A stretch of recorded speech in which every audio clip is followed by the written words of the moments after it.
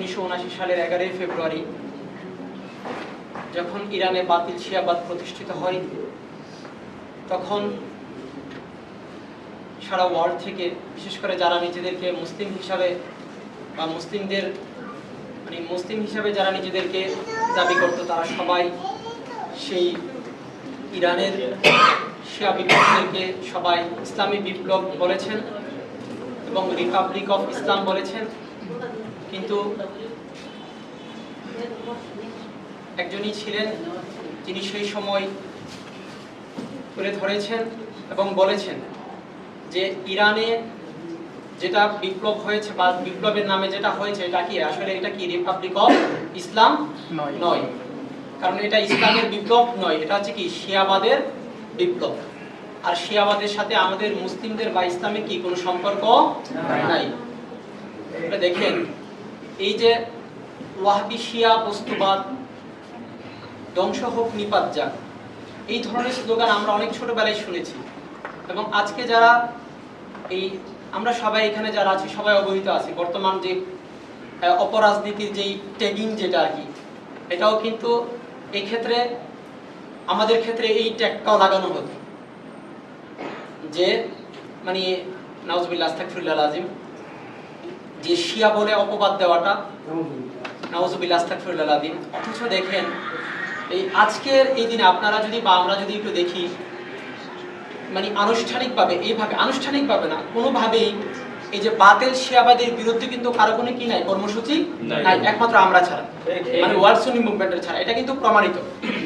আমাদের এই সোশ্যাল মিডিয়ার মাধ্যমে অনেকে দেখছেন, সবার প্রতি উদারতা আহ্বান থাকবে যে আপনারা দেখুন যে একটা কথা মনে রাখবেন, যেমন আমরা দেখি বাংলাদেশের মধ্যে যারা ওয়াহাবিজম বা ওয়াহাবি মতবাদে যারা বিশ্বাসী আছে, তারা কিন্তু সরাসরি কিন্তু সৌদি ওয়াহাবি পুত্রবাদের বিরুদ্ধে কিন্তু ওইভাবে কথা বলে না।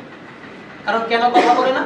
কারণ তাদের এই সৌদি ওয়াহাবি পুত্রবাদের সাথে তাদের কি আছে, একটা সম্পর্ক আছে এবং ওইখান থেকে তারা প্যাট্রোনাইজ করে এবং তাদের যেই মাদ্রাসা নামে যে গির্জাগুলো আছে, এগুলার মূলত মূল যে ফান্ডটা এটা কি ওইখান থেকে আসে। আর ওইটার মাধ্যমে তারা কি করছে, তাদের যে ওয়াহাবিজমটা এটা কি সারা বাংলাদেশের মধ্যে অথবা আমরা ভারতীয় উপমহাদেশের মধ্যে দেখি না কেন, এটা কিভাবে ছড়িয়ে দিয়েছে। তো এটা একটা জিনিস যে বাংলা সারা ওয়ার্ল্ডের মধ্যে কিন্তু একটা প্রতিষ্ঠিত রাষ্ট্র ক্ষমতার মধ্যে থেকে এটা হচ্ছে কিন্তু বাতিল শিয়াবাদ। তো শিয়াবাদের যদি কেউ যদি প্রকৃত অর্থে যদি কেউ শিয়া হয়ে থাকে, তাহলে সে কখনো ইরানের এগেইনস্টে সে কথা বলবে। এটা কিন্তু একটা বিষয় যে কেউ যদি অ্যাকচুয়ালি সে যদি শিয়া হয়, তাহলে সে কি করবে না, কখনো ইরানের এই শিয়াবাদের বিরুদ্ধে কি করবে না, সে কখনো কথা বলবে না। যদি সে কথা বলে তাহলে বুঝতে হবে যে তাদের সাথে কি নাই, তার ওইভাবে সম্পর্ক সংযোগ নাই। আর একটা বিষয় খেয়াল করবেন যে এই যে আহলে বাইতের গোলামিয়তের ধারাটা, আহলে বাইতের গোলামিয়তের কি আহলে সুন্নাত ওয়াল জামাত, এটা মহান ইমামের মাধ্যমে আমরা এই যে ঈমান ইসলাম কলেমা দ্বীনের যে মূল যে আকীদাটা, যে আহলে সুন্নাতের যে কেবলা বা সেন্টার, এটা মহান ইমাম আমাদেরকে যে সুন্দরভাবে এটা প্রাণাদিক প্রিয় নবীর হাদিস শরীফ, সেটা তো প্রাণাদিক প্রিয় নবী যে উম্মতের সতর্কতার জন্য সেটা তো বলেছেনই যে আমার আহলে বাইতকে তোমরা কি করো, আঁকড়ে ধরো। আর আহলে রাসূলকে যদি তোমরা আঁকড়ে ধরো তাহলে কি তোমরা নাজাতে পৌঁছতে পারবা, তোমরা নাজাত পাইবা। সে আহলে বাইত কেন্দ্রিক কি হতে হবে, কি আহলে সুন্নাত ওয়াল জামাত। কিন্তু এখন এই বাতিল শিয়াবাদরা কি করে, এই আহলে বাইতের নামে তারা কি করে, ধোঁকা প্রতারণা দেয়। এই ধোঁকা প্রতারণা দিয়ে কি করে তারা আমাদের যেই খেলাফত ব্যবস্থার মধ্যে বা খুলাফায়ে রাশিদিন রাদিয়াল্লাহু তাআলা আনহুমদের যে প্রথম যে তিনজনকে, তাদেরকে কি করে তারা অস্বীকার করে এবং অস্বীকারই করে না, ওনাদেরকে বিভিন্নভাবে গালাগালি করে। নাউজুবিল্লাহ আস্তাগফিরুল্লাহ। এটা হচ্ছে বাতিল শিয়াবাদের, এটা হচ্ছে আকীদা। এখন আরেকটা ফেরকা আছে যেটাকে আমরা সবাই জানি, সেটা হচ্ছে খারিজি, যেটা সম্বন্ধে প্রাণাদিক প্রিয় নবী সাল্লাল্লাহু আলাইহি সাল্লাম ইবনে মাজাহ শরীফের হাদিসের মধ্যে স্পষ্ট বলেছেন যে আল খাওয়ারিজু কিলাবুন নার, যে খারিজিরা হচ্ছে কি জাহান্নামের নিকৃষ্ট কুকুর। এই খারিজিদের সাথে কি নাই, আমাদের ইসলামের কোনো সম্পর্ক সংযোগ নাই। তো কেউ যদি খারিজি হয়ে যায় তাহলে কি সে আর ইমানের ধারায় কেউ থাকে না। এখন দেখেন যে বর্তমান যুগে যেটা চলছে বা যেটা বুঝে যে যদি আহলে বায়াতের খুরি দুশমন, বিশেষ করে মুয়াবিয়ার ইস্যুটা যখন চলে আসে, তখন এটা তো সুস্পষ্ট প্রমাণিত যে আহলে বায়াত রাদিয়াল্লাহু তাআলা আনহুমদের বিরুদ্ধে কে অবস্থান দিয়েছে, বাগী জালেম মুয়াবিয়াই কি করেছে, মাওলা আলার বিরুদ্ধে অবস্থান নিয়েছে। তো এখন সেই মাওলা আলী আলাইহিস সালামের যে প্রত্যক্ষ শত্রু দুশমন, সেই মুয়াবিয়া এজিদের বিরোধিতাকে আজকে অনেকে কি বলতেছে, যে তাদের বিরোধিতা করলেই নাকি শিয়া হয়ে যায়। এবং এই ট্যাগিংটা দেখেন, একটা বিষয় আপনারা বুঝবেন যে কতটা একটা মানুষ চুরি করে নেয়, এখন তাকে যদি বলা হয় যে আপনি চোর, সে কিটা স্বীকার করবে, কিন্তু পরিস্থিতিটা কতটা মর্মান্তিক এবং এমন একটা অবস্থাতে যদি পৌঁছে সে চুরি না করেও যদি বলে যে হ্যাঁ আমি চোর, তার মানে কোন অবস্থাতে গিয়ে এই কথাটা বলবো, এটা কিন্তু একটা সিচুয়েশন আছে।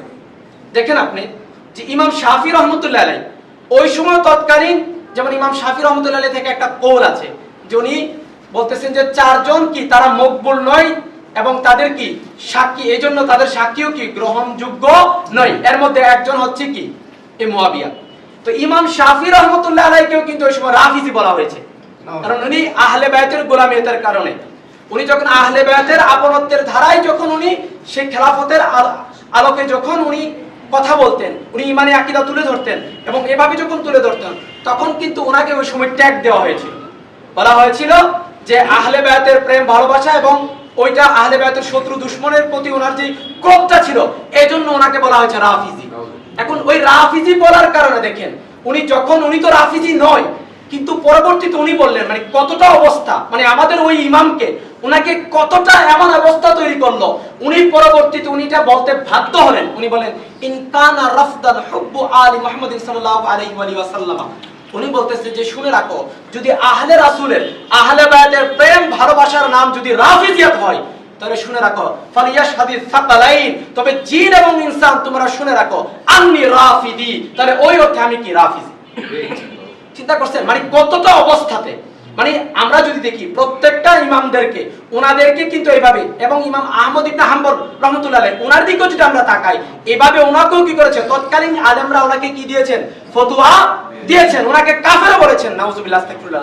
কিন্তু আজকে দেখেন আমরা ইমাম শাফিকে কি হিসাবে মনে করি, আমাদের ইমাম হিসাবে আমরা জানি, ইমাম আহমদ ইবনে হাম্বলকে আমাদের ইমাম হিসাবে জানি, কিন্তু ওই সময় যারা ট্যাগ দিয়েছে তারা কি এখন কি হক নাকি বাতিল, এটা কিন্তু সুস্পষ্ট।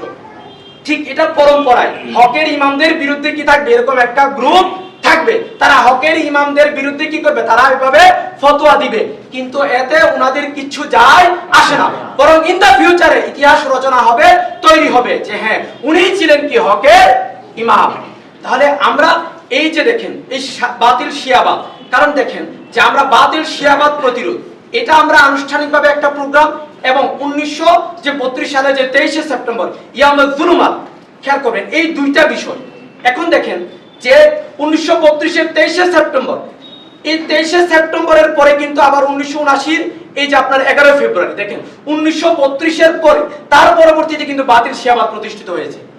কেন জানেন, কারণ ওই যে মুয়াবিয়া ইয়াজিদের আরব ধারায় যেটা, ওই যেটা খারেজিয়াতরা, এই খারেজিয়াতরা যখন আহলে সুন্নতের নামে যখন, এবং এটা আমাদের বাংলাদেশও আছে, যে এই খারেজিয়াতরা মুয়াবিয়া ইয়াজিদের যে দালালিটা, এটাকে আমাদের বর্তমানে আমরা যদি বাংলাদেশের দিকে তাকাই, এটা কিন্তু প্রতিষ্ঠিত হয়ে গেছিল, কিন্তু হকের ইমামের মাধ্যমে কি হলো, সেটা আর এখন টিকে নাই, সেটা কি হয়ে গেল, সেটা নস্যাৎ হয়ে গেল, এখন আবার কায়েম হলো যে আহলে বায়তের গোলামিয়ত কি আহলে সুন্নাত ওয়াল জামাত।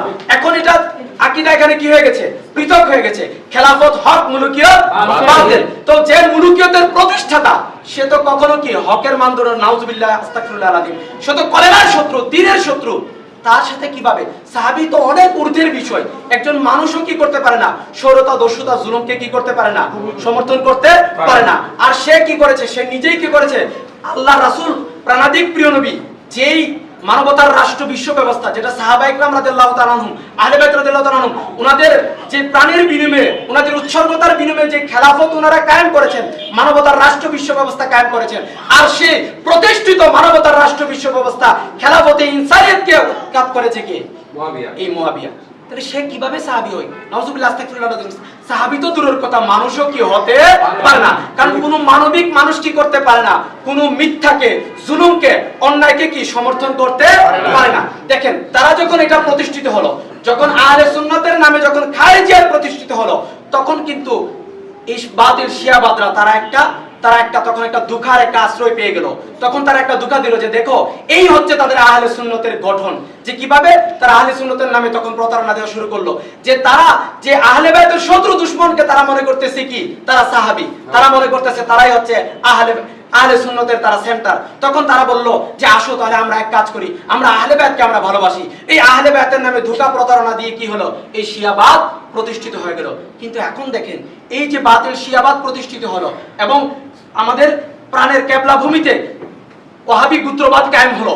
এখন এই অবস্থা থেকে দেখেন, এটা কিন্তু যদি অন্য নামে যদি কায়েম হতো সেটা কিন্তু ভিন্ন ছিল, কিন্তু এখন এটা ইসলামের নামে কায়েম হয়েছে। এটা কিন্তু আমাদের জন্য একটা খুবই ধ্বংসাত্মক, এটা ইমান দিনের জন্য এটা কিন্তু ধ্বংসাত্মক। কারণ আজকে দেখেন সারা দুনিয়াতে মনে করছে কি ইরান হচ্ছে কি মুসলিম, কিন্তু আসলে কি আমাদের ইরানের সাথে অর্থাৎ শিয়াবাদের সাথে কি আমাদের মুসলমানদের কোনো সম্পর্ক নাই, এবং ওয়াহাবিবাদের সাথে কি আমাদের ইসলামের কোনো সম্পর্ক নাই। আমাদের আকীদা সুস্পষ্ট, আমরা শিয়াবাদকে আমরা মুসলিম মনে করি না, এটা আমাদের চিরন্তন আকীদা। তো এখন এই শিয়াবাদরাই আজকে ইসলাম হিসেবে প্রতিষ্ঠিত আছে। তাহলে এখন তারা কি করছে, যে ইসলামের রাষ্ট্রের নামে বা এই শিয়াবাদ রাষ্ট্রটাই কি করছে, তারা জবরদখল করে এটাই চালিয়ে দিচ্ছে। কিন্তু ইসলামের যে নির্দেশিত যে রাজনীতি বা রাষ্ট্র ব্যবস্থা, বিশ্ব ব্যবস্থা, সেটা কিন্তু আজকে দুনিয়াতে কি সেটা কোথাও নাই, আর সেটা আমাদেরকে দান করেছেন মহান ইমাম। তাই আমরা যদি প্রকৃত অর্থে বাতিল শিয়াবাদ প্রতিরোধ তখনই হবে যখন আমরা কি করতে পারবো, আবার আমরা ইসলামের নির্দেশিত যে রাজনীতি অর্থাৎ মানবতার রাজনীতির মাধ্যমে যখন আমরা আবার মানবতার দুনিয়া, মানবতার রাষ্ট্র, বিশ্ব ব্যবস্থা যখন আমরা প্রতিষ্ঠা করতে পারবো, খেলাফতে ইনসানিয়ত যখন কায়েম হবে, তখনই কি হবে, সেই মিথ্যা অবিচার, জুলুম শোষণ, সেই শিয়াবাদ, খারিজিবাদ, তাদের যে ধোঁকা প্রতারণাটা, সেটাই কি হবে, তখন প্রমাণ হবে। কিন্তু একটা বিষয় দেখেন, হাদিস শরীফের মধ্যে আসছে ওয়াতালিকা আদআফুল ঈমান, অর্থাৎ কোথাও যখন কোনো বাতিল কায়েম হয়, যখন কোথাও বাতিল প্রতিষ্ঠিত হয়, তার বিরুদ্ধে প্রতিবাদ করা, এটা হচ্ছে ঈমান। অর্থাৎ আপনার যে ঈমান আছে, যদি কোথাও বাতিল প্রতিষ্ঠিত হয়, তার বিরুদ্ধে আপনি যদি প্রতিবাদ করেন, তাহলে বুঝতে হবে আপনার মধ্যে ঈমান আছে। কিন্তু দেখেন 1932-এ ইয়াউমে জুলুমাত কায়েম হলো, আবার 1979-তে 11 ফেব্রুয়ারিতে বাতিল শিয়াবাদ প্রতিষ্ঠিত হলো, কিন্তু কেউ কি প্রতিবাদ করছে? না। যদি ঈমান থাকতো তাহলে অবশ্যই কি করতো, বাতিলের বিরুদ্ধে প্রতিবাদ করতো। তার মানে এটা দ্বারা বোঝা যায় যে আসলে কি তারা ঈমানিয়তে আছে, নাই। তাই আমরা যেন ঈমানিয়ত এবং ইনসানিয়তের ধারায়, অর্থাৎ এই বাতিল শিয়াবাদ প্রতিরোধটা তখনই হবে যখন মানবতার রাজনীতির মাধ্যমে মানবতার দুনিয়া এবং মানবতার রাষ্ট্র যখন কায়েম হবে।